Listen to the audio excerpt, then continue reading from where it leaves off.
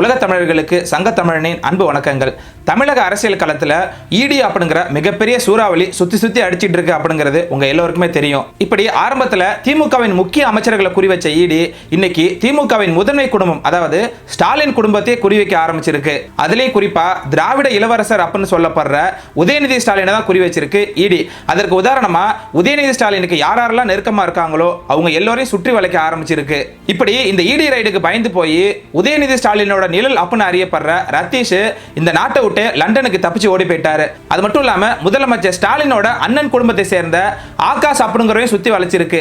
அவரும் இப்போ தலைமறைவாயிருக்காரு. இப்படி கொஞ்சம் கொஞ்சமா தன்னோட மகனையும் தன்னோட குடும்பத்தையும் நோக்கி ஈடி வருது அப்படின்னு தெரிஞ்சுக்கிட்டு அதற்கு பரிகாரம் தேடத்தான் டெல்லிக்கு போயிருக்காரு முதலமைச்சர் ஸ்டாலின். அதை பத்தி தான் விரிவா அந்த பதிவுல பார்க்க போறோம். எனவே கண்டிப்பா முழுமையா அந்த பதிவை பாருங்க. தமிழ் வீரம் ரத்தத்தில ஊரும் சிங்க தமிழ தங்க தமிழ. உங்க எல்லாருக்குமே நல்லா தெரியும், கடந்த சில நாட்களாவே டாஸ்மாக் சம்பந்தப்பட்ட இடங்கள்லையும் டாஸ்மாகின் மேலாண் இயக்குநராக இருந்த விசாகனையும் அழைச்சிட்டு போய் விசாரிச்சது இடி. இந்நிலையில தான் விசாகன் ஐஏஎஸ் ஒப்புதல் வாக்குமூலம் கொடுத்திருக்காரு அப்படிங்கிற தகவல் வெளியாயிருக்கு. அதாவது அமலாக்கத்துறை விசாகனை அழைச்சிட்டு போய் சுமார் 14 மணி நேரத்துக்கு மேல துருவி விசாரிச்சாங்க. அதுல விசாகன் ரத்தீஷ் சொன்னதுபடி தான் நாங்க டாஸ்மாக்ல அனைத்து முடிவுகளையும் எடுத்தோம், அது மட்டும் இல்லாம ரத்தீஷை உதயநிதியோட பிரதிநிதியா தான் எல்லாரும் பாக்குறாங்க அப்படின்னு பல அதிர்ச்சியான உண்மைகளை ஈடி கிட்ட ஒப்புதல் வாக்குமூலமா கொடுத்திருக்காரு. இப்படி ஈடி தன்னை நோக்கி வருது அப்படின்னு தெரிஞ்சுக்கிட்ட உடனே ரத்தீஷ் தான் இருந்த 14வது மாடியில இருந்து ஃபயர் எக்ஸிட் வழியா, அதாவது ஏணிப்படி வழியா 14 மாடி இறங்கி அவசரமா ஏர்போர்ட்டுக்கு போய் துபாய் போய் அங்க இருந்து லண்டனுக்கு தப்பிச்சு போயிருக்காரு. இதனால ரத்தீஷோட வீட்டுக்கு சீல் வச்சிருக்கு அமலாக்கத்துறை. எதனால இந்த ரத்தீஷை ஈடி தொடருது அப்படின்னா, டாஸ்மாக கவனிச்சுட்டு வந்த செந்தில் பாலாஜி கிட்டத்தட்ட 14 மாதம் சிறையில் இருந்தார். அவர் சிறையில் இருந்த அந்த 14 மாதத்தில் முதல் 2 மாசத்துக்கு அண்ணா நகரை சேர்ந்த ஒருத்தர் தான் டாஸ்மாக்ல இருந்து வர லஞ்ச பணத்தை, அதாவது பிஎஃப்னு சொல்லுவாங்க, பார்ட்டி ஃபண்ட், அது எல்லாத்தையும் வாங்கினது அவர் தான். அதன் பிறகு கிட்டத்தட்ட 13 மாதங்கள் இந்த ரத்தீஷ் தான் பிஎஃப் அப்படிங்கிற பார்ட்டி ஃபண்ட், அதாவது டாஸ்மாகில் மூலமா வர்ற லஞ்ச பணத்தை கையாண்டிருக்காரு. அதனால தான் எந்தெந்த கம்பெனி கிட்ட இருந்து எந்தெந்த மது பாட்டில்களை எவ்வளவு வாங்கணும், அதுக்காக அந்த கம்பெனி எவ்வளவு லஞ்ச பணம் கொடுக்கணும், இது எல்லாத்தையுமே பார்த்துக்கிட்டது இந்த ரத்தீஷ் தான். இதுக்கெல்லாம் என்ன ஆதாரம் அப்படின்னு கேட்குறீங்களா? விசாகன் ஐஏஎஸோட கைபேசியிலேருந்து கிடைச்ச வாட்ஸ்அப் உரையாடல்களில் எந்தெந்த சரக்கு வாங்கணும் எவ்வளவு வாங்கணும் அப்படின்னு குறிப்பிட்டு செய்தி அனுப்பியிருக்காரு ரத்தீஷ். அந்த விசாகன் ஐஏஎஸும் ரத்தீஷ் என்ன சொல்லியிருக்காரோ அதை அப்படியே செஞ்சிருக்காரு. இதை அவர் ஈடிட்டையும் சொல்லிட்டாரு. அதாவது ரத்தீஷுக்கும் உங்களுக்கும் எப்படி தொடர்பு உருவானது, டாஸ்மாக் நிர்வாக நடவடிக்கைகளை அவர்கிட்ட பகிர்ந்து கொண்டீர்களா அப்படின்னு கேள்வி கேட்டதுக்கு அதுக்கு விசாகன் என்ன சொல்லியிருக்காருன்னா, ஒரு சில அதிகாரிகளின் பெயர்களை சொல்லி அவங்க மூலமா தான் தொடர்பு ஏற்பட்டது, மேலிடத்தோட அழுத்தம் காரணமாக தான் ரத்தீஷ் கிட்ட டாஸ்மாக் விவரங்களை நான் சொன்னேன் அப்படின்னு சொல்லியிருக்காரு விசாகன். அதுக்கு ஈடியோ யார் சார் அந்த மேலிடம் அப்படின்னு கேட்டதுக்கு அதுக்கு எந்த பதிலும் சொல்லாம அமைதியா இருந்திருக்காரு விசாகன். உடனே இடி அதிகாரிகளோ, நீங்க ஒரு ஐஏஎஸ் அதிகாரி, அதற்குண்டான மரியாதையை நாங்க கொடுக்கிறோம், யாரையாவது காப்பாற்றுவதற்காக உங்களோட பெயரையும் மரியாதையும் நீங்க கெடுத்துக்காதீங்க அப்படின்னு சொல்லியிருக்காங்க. அப்படி சொன்ன உடனே விசாகன் என்ன சொல்லியிருக்காருன்னா, சார் எல்லாமே அந்த ரத்தீஷுக்கு தான் தெரியும், என்ன செய்ய சொன்னாங்களோ அதைத்தான் நான் செஞ்சேன் அப்படின்னு வெளிப்படையாவே ஒப்புதல் வாக்குமூலம் கொடுத்துட்டாரு. இதனால தான் விசாகனை ஈடி நெருங்கின உடனே எங்க தான் மாட்டிப்போமோ அப்படின்னு அவசரமா லண்டனுக்கு தப்பிச்சு போயிருக்காரு ரத்தீஷ். இப்படி டாஸ்மாக்ல கொள்ளையடிக்கப்பட்ட பணத்தை வச்சு 300 கோடி ரூபாய்க்கு சொகுசு பங்களா கட்டி அதுல வாழ்ந்துட்டு வந்திருக்காரு இந்த ரத்தீஷ். இந்த ரத்தீஷ் அப்படிங்கிறவர் அன்பில் மகேஷ் பொய்யாமலிக்கு எந்த அளவுக்கு நெருக்கம் அப்படிங்கிறத அன்பில் மகேஷ் பொய்யாமலி ரத்தீஷுக்கு கேக்கு ஊட்டி விடுறதுல இருந்து நீங்க தெரிஞ்சுக்கலாம். அது மட்டும் இல்லாம இந்த ரத்தீஷ் உதயநிதி ஸ்டாலினுக்கு எவ்வளவு நெருக்கமானவர் அப்படிங்கிறத உதயநிதி ஸ்டாலினோட நெருங்கிய நண்பரான நயன்தாராவோட கணவரான விக்னேஷ் சிவனுக்கு இந்த ரத்தீஷ் நெருக்கமானவர். ஒரே இடியாப்ப சிக்கலா இருக்குல்ல. அது மட்டும் இல்லாம இந்த ரத்தீஷோட வலது கையான விக்ரம் ஜூஜு அப்படிங்கிறவரும் இதுல மாட்டியிருக்காரு. இப்படி கொள்ளையடிக்கப்பட்ட பணத்துல ஏராளமான பணம் இந்த விக்ரம் ஜூஜு கிட்ட இருந்திருக்கு. அதை வச்சு இவர் என்ன பண்ணிருக்காரு தெரியுமா? சுமார் 213 கோடி ரூபாய்க்கு வாட்ச் வாங்கியிருக்காரு. அவர்கிட்ட என்னென்ன மாதிரியான வாட்சுகள் இருக்கு அப்படின்னு அவரே தன்னோட இன்ஸ்டாகிராம்ல ஒரு பதிவு போட்டிருக்காரு. அதுக்கு அவரு ஜூஜூஸ் வாட்ச் கலெக்ஷன் அப்படின்னு பேர் வச்சிருக்காரு. அந்த பதிவிலேயே ஒரு வாட்சோட விலையும் என்ன அப்படின்னு அவரே குறிப்பிட்டிருக்காரு. அது எல்லாமே அமெரிக்க டாலர் மதிப்பில் போட்டிருக்காரு. அதாவது சுமார் 25 மில்லியன் மதிப்பிலான வாட்சுகள் என்கிட்ட இருக்கு அப்படின்னு சொல்லியிருக்காரு. 25 மில்லியன் அமெரிக்க டாலர் அப்படின்னா இந்திய மதிப்புல சுமார் 213 கோடி ரூபாய். இப்படி டாஸ்மாக்ல கொள்ளையடிக்கப்பட்ட பணத்தை வச்சு 213 கோடி ரூபாய்க்கு வாட்ச் மட்டும் வாங்கியிருக்காங்க இந்த திராவிடர்கள். இதெல்லாம் வெளியில தெரிஞ்ச உடனே தன்னோட இன்ஸ்டாகிராம் அக்கௌண்டையே டெலீட் பண்ணிட்டு ஓடிட்டாரு இந்த விக்ரம் ஜூஜு. அதற்கு அடுத்தபடியா மிக முக்கியமான நபரை கருதப்படுவது யார் அப்படின்னா ஆகாஷ் அப்படிங்கிறவர் தான். இவர் யாரு அப்படின்னா டான் பிக்சர்ஸ் அப்படிங்கிற பேர்ல, அதாவது விடியல் பிக்சர்ஸ் அப்படிங்கிற பேர்ல கடந்த 6 மாதங்கள்ல மட்டும் 4 படங்களை, அதுவும் 500 கோடி ரூபாய் பட்ஜெட்ல படங்கள் எடுத்துட்டு இருக்காரு. இவர் படம் எடுக்கிறதுக்கான பணமும் டாஸ்மாக்ல நடந்த ஊழல் மூலமா தான் வந்திருக்கு அப்படின்னு கண்டுபிடிச்சிருக்காங்க அமலாக்கத்துறை. அதனால தான் இவரும் தலைமறைவா இருக்காரு. இவர் ஆஜராக சொல்லி இடி சம்மன் அனுப்பியுமே இன்னைக்கு வரைக்கும் இவர் ஆஜராகல. எங்க இருக்காரு அப்படின்னு தெரியல. இந்த ஆகாஷ் யாரு அப்படின்னா ஸ்டாலினோட சொந்தக்காரரு. அது எப்படின்னு கேக்குறீங்களா? கருணாநிதிக்கு மொத்தம் 3 பொண்டாட்டி. அதுல முதல் பொண்டாட்டிக்கு பிறந்தவர் தான் மூகா முத்து. ஒரு காலத்துல இவர் தான் எம்ஜிஆருக்கு போட்டியா இறக்கி விட்டாரு கருணாநிதி. அந்த மூகா முத்துவோட மகள் வழி பேத்தி தான் தாரணி. அந்த தாரணி தான் திருமணம் செஞ்சிருக்காரு ஆகாஷ். அதாவது கருணாநிதியோட 2வது பொண்டாட்டிக்கு பிறந்த ஸ்டாலினோட மூத்த அண்ணனான மூகா முத்துவோட மகளோட மருமகன் தான் இந்த ஆகாஷ். கேட்டாலே தலை சுத்துதுல. கருணாநிதி குடும்பம் இப்படிதான் இருக்கும். அது மட்டும் இல்லாம இன்னொரு வகையில உதயநிதி ஸ்டாலினோட நெருங்கிய நண்பனான அன்பில் மகேஷ் பொய்யாமொழியோட மைத்துனரும் நண்பருமான வாலாடி கார்த்தியோட மச்சான் தான் இந்த ஆகாஷ். எப்படி பார்த்தாலும் ஸ்டாலினுக்கும் உதயநிதி ஸ்டாலினுக்கும் அன்பில் மகேஷ் பொய்யாமொழிக்கும் நெருங்கியவர் தான் இந்த ஆகாஷ். இந்த ஆகாஷை பத்தி வெளியில உள்ளவங்களுக்கு வேணா தெரியாம இருந்திருக்கலாம். ஆனா செந்தில் பாலாஜி நெஞ்சு வலியால மருத்துவமனையில் அனுமதிக்கப்பட்ட போது அவரை பார்க்கறதுக்காக உதயநிதி போனாரு. அப்போ கூடவே போனாரு இந்த ஆகாஷ்.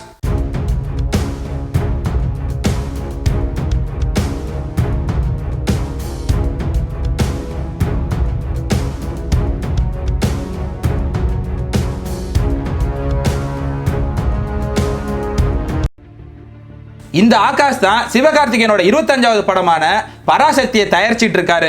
இல்ல தயாரிச்சிட்டு இருந்தாரு. ஏன் அப்படின்னா லஞ்ச படத்துல அந்த படம் தயாரிக்கப்படுது அப்படின்னு தெரிஞ்சா கட்டாயமா அந்த படத்தை முடக்கிடும் அமலாக்கத்துறை.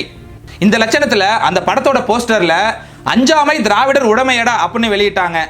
ஆனா இடி ரைடு வந்தோடனே அதுக்கு அஞ்சு போய் ஓடி ஒளிஞ்சு தலைமறைவாயிட்டாரு அந்த படத்தோட தயாரிப்பாளரான ஆகாஷ். இதுதான் திராவிடர்களோட அஞ்சாமை. இப்படி டாஸ்மாக்ல கொள்ளையடிச்ச பணத்தை வச்சு படத்தை தயாரிச்சிருக்காரு இந்த ஆகாஷ்.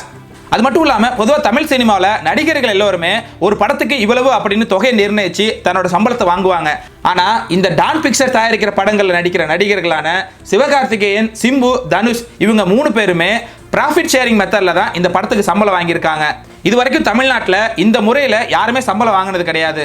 பெரும்பாலும் இந்த ப்ராஃபிட் ஷேரிங் முறை அப்படிங்கிறது ஆந்திர சினிமாவில் தான் இருக்கும். ப்ராஃபிட் ஷேரிங்னா என்ன அப்படின்னா நடிகர்கள் ஒரு படத்தில் நடிக்கிறதுக்கு முழுமையான தொகையை சம்பளமாக வாங்க மாட்டாங்க. ஒரு குறிப்பிட்ட சிறிய தொகையை மட்டும் முன்பணமாக வாங்கிட்டு படம் வெளியாகி வசூலிச்ச பிறகு அந்த வசூலில் தங்களுக்கு இத்தனை பர்சன்டேஜ் அப்படின்னு சொல்லி தங்களோட பங்கை எடுத்துப்பாங்க. இதுக்கு பேர் தான் ப்ராஃபிட் ஷேரிங். தமிழ் சினிமாவில் இதுவரைக்கும் பயன்படுத்தப்படாத இந்த முறையை முதன் முறையாக பயன்படுத்த ஆரம்பிச்சிருக்கு டான் பிக்சர்ஸ். ஆனால் உண்மையிலே அப்பெல்லாம் பண்ணியிருக்க மாட்டாங்க. அந்தந்த நடிகர்களுக்கு அவங்க கேட்ட சம்பளத்தை பணமாக கொடுத்துருப்பாங்க, அதாவது ரொக்கமாக கொடுத்துருப்பாங்க.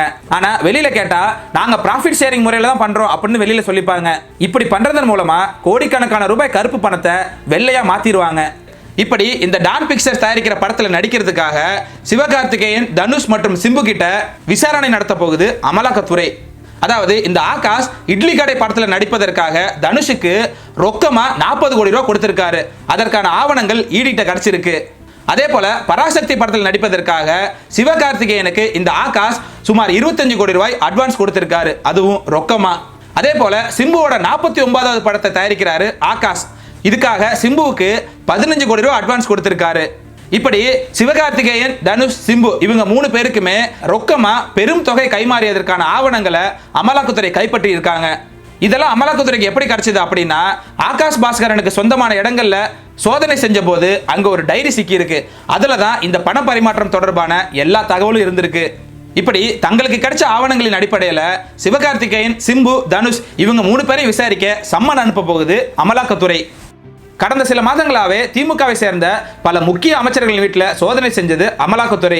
இப்படி தன்னோட கட்சியை சேர்ந்த அமைச்சர்கள் வீட்டில் அமலாக்கத்துறை சோதனை செஞ்ச போதெல்லாம் மு.க. ஸ்டாலின் அமைதியாக தான் இருந்தாரு. சோதனைக்கு உள்ளான அமைச்சர்கள் மட்டும் அவசரமா டெல்லிக்கு கிளம்பி போய் அங்க யாரையோ பார்த்துட்டு திரும்பி வருவாங்க. அதன் பிறகு அந்தந்த சோதனை தொடர்பா எந்த தகவலும் வெளியே வராம இருக்கும். இப்படி தன்னோட அமைச்சர் வீட்டில் அமலாக்கத்துறை சோதனை செஞ்ச போதெல்லாம் அமைதியா இருந்த மு.க. ஸ்டாலின் இன்னைக்கு தன்னோட மகனை ஈடு நெருங்கிருச்சு அப்படிங்கிறதுக்காக அவசரமா டெல்லிக்கு கிளம்பி போயிருக்காரு. அதுக்கு அவர் சொல்ற காரணம் என்ன அப்படின்னா நிதி ஆயோக் கூட்டத்தில் கலந்துக்க போறேன், தமிழ்நாட்டுக்கு நியாயமா கிடைக்க வேண்டிய நிதியை போராடி வாங்குறதுக்காக தான் டெல்லிக்கு போறேன் அப்படின்னு சப்பக்கட்டு கட்டுறாரு மு.க. ஸ்டாலின். ஆனா கடந்த 3 ஆண்டுகளா நடந்த எந்த நிதி ஆயோக் கூட்டத்திலையும் மு.க. ஸ்டாலின் கலந்துக்கல. அப்போ மட்டும் மத்திய அரசு தமிழ்நாட்டுக்கு சேர வேண்டிய நியாயமான நிதியை கொடுத்துட்டா என்ன, இந்த வருஷம் மட்டும் கொடுக்கல, அதனால தான் அவர் டெல்லிக்கு போறாரா? இதுல என்ன ஒரு ஹைலைட் அப்படின்னா, கடந்த ஆண்டு நடந்த நிதி ஆயோக் கூட்டத்தில் கலந்துக்காததுக்கு ஸ்டாலின் சொன்ன காரணத்தை பாருங்க. வணக்கம். இந்நேரம் டெல்லியிலே நடைபெறுகிற பிரதமர் தலைமையிலான நிதி ஆயோக் கூட்டத்தில் பங்கெடுத்திருக்க வேண்டிய நான், ஒன்றிய பாஜக அரசோட மாற்றாந்தாய் மனப்பான்மை கொண்ட நிதிநிலை அறிக்கையால நீதி கேட்டு மக்கள் மன்றமான உங்க முன்னாடி பேச வேண்டிய கட்டாயத்துக்கு ஆளாக்கப்படும். இது தமிழ்நாட்டை பழிவாங்குகிற பட்ஜெட் மட்டுமல்ல, ஒட்டுமொத்த இந்திய நாட்டு மக்களையே பழிவாங்குகிற பட்ஜெட். சுயநலத்துக்காக நாற்காலியை காப்பாத்திக்க போட்டுக்கொண்ட பட்ஜெட் இது. ஒன்றிய அரசுக்கு தமிழ்நாட்டு மக்களின் குரலா, ஏன் இந்திய நாட்டு மக்களின் குரலா ஒன்னு சொல்றேன். மேலும் மேலும் தவறு செய்றீங்க, மேலும் மேலும் தோல்விகளை சந்திப்பீங்க. இந்திய நாடாளுமன்றத்தோட இரு அவைகளும் கொந்தளிக்கிற மாதிரி இந்திய மக்களோட மனங்களும் கொந்தளிப்புல இருக்கு. இதுக்கு பாஜக பதில் சொல்லியே தீர வேண்டும். இப்படி தன்னோட மகனை காப்பாத்துறதுக்காக டெல்லி போறதுக்கு நிதி ஆயோக் அப்படிங்கறத ஒரு சாக்கா சொல்றாரு ஸ்டாலின் அப்படிங்கறத வெளியில வெட்ட வெளிச்சமா போட்டு உடைச்சிருக்காரு எதிர்க்கட்சி தலைவரான எடப்பாடி பழனிசாமி. அதாவது நிதி ஆயோக் கூட்டத்தை புறக்கணிக்கிறேன் என்ற ஸ்டாலின் இப்போது டெல்லிக்கு போகிறார். தமிழக தேவைக்கு போகாதவர் தன் குடும்ப தேவை என்றதும் செல்கிறார். எல்லாம் அந்த தம்பி படுத்தும் பாடு. யார் அந்த தம்பி? வெள்ளை கொடிக்கு வேலை வந்து விட்டது அப்படின்னு காட்டமா பதிவு போட்டிருந்தாரு எடப்பாடி பழனிசாமி. உடனே அதுக்கு ஸ்டாலினோ, தமிழ்நாட்டின் நியாயமான நிதி உரிமையை நிதி ஆயோக் கூட்டத்தில் வெளிப்படுத்த மே 24ஆம் தேதி டெல்லி செல்கிறேன். என்னாலும் உரிமை கொடியைத்தான் ஏந்துவேன், ஊர்ந்து போக மாட்டேன். கொண்ட கொள்கையில் உறுதியாக நிற்பேன். தமிழ்நாட்டிற்கான நிதியை போராடி பெறுவேன். ஒரே ஒரு ரெய்டுக்கு பயந்து போய் பாஜக கூட்டணி வச்சவங்கலாம் இதை பத்தி பேசக்கூடாது அப்படின்னு பதிலடி கொடுத்தாரு மு.க. ஸ்டாலின். மறுபடியும் ஸ்டாலினுக்கு பதிலடி கொடுத்திருக்காரு எடப்பாடி பழனிசாமி. அதாவது ரைடை பார்த்து யாருக்கு பயம் ஸ்டாலின் அவர்களே? அது கண்ணாடி. உங்களை பார்த்து நீங்களே ஏன் பேசிட்டு இருக்கீங்க? அறிவாலய மேல் மாடியில சிபிஐ ரெய்டு வந்த போது கீழ் மாடியில நீங்க என்ன செஞ்சீங்க? 63 தொகுதிகளை தாரை வார்த்த போது டேபிளுக்கு அடியில் தவழ்ந்து சென்றீர்களா, ஊர்ந்து சென்றீர்களா அப்படின்னு ஸ்டாலின் போட்ட பந்துல சிக்ஸர் அடிச்சிருக்காரு எடப்பாடி பழனிசாமி. இப்படி யானை வரும் முன்னே மணி யோசை வரும் பின்னே, மன்னிக்கணும் ஸ்டாலின் பத்தி பேசணும்னு அவர் சொன்ன பழமொழி அப்படியே சொல்லிட்டேன். யானை வரும் பின்னே மணி யோசை வரும் முன்னே அப்படிங்கிறது போல ஸ்டாலின் டெல்லிக்கு போறதுக்கு முன்னாடி டெல்லியிலே இருக்கிற கனிமொழி உடனடியே ஓடி போய் நிதித்துறை அமைச்சரான நிர்மலா சீதாராமனை சந்திச்சிருக்காங்க. இப்படி இடி தன்னோட குடும்பத்தை நெருங்கிட்டு இதுல இருந்து நம்மளால தப்பிக்கவே முடியாது அப்படின்னு தெரிஞ்சுக்கிட்ட மு.க. ஸ்டாலின் வேற வழியே இல்லாம நிதி ஆயோக் கூட்டத்தில் கலந்துக்கிறேன் அப்படின்னு போய் சொல்லிட்டு டெல்லிக்கு போறாரு. என்னதான் இருந்தாலும் உதயநிதி தன்னோட மகன் இல்லையா? தான் ஆடாவிட்டாலும் தன் தசை ஆடும் இல்லையா? பார்க்கலாம் என்ன நடக்குது அப்படின்னு. நன்றி, வணக்கம்.